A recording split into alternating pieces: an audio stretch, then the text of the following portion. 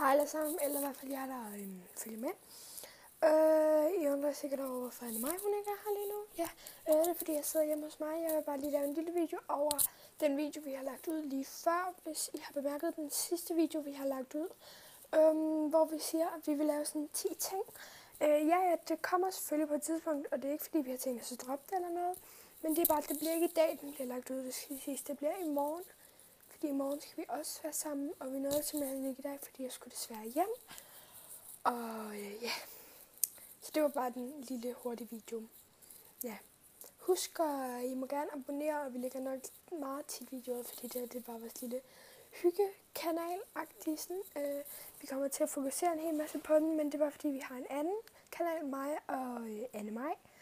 Og vi har den så sammen med en af vores venner, der hedder Rasmus, som der faktisk er kærester med Anne Maj. Det ved jeg ikke, om Anne Maj, hun bliver mega sur over, at jeg lige har lovet det, men hallo, de er kærester. Det må I gerne vide. Ja, de lover os. Så ja, det kan også være, at vi laver nogle videoer med ham. Vi laver selvfølgelig mange videoer inde på vores YouTube-kanal, og det skal lige sige, den hedder BG Bloggers. BG mellemrum Bloggers. Så skal det nok komme frem. Ja, det var bare den lille hurtige video, så ja, vi ses i den næste video. Hej!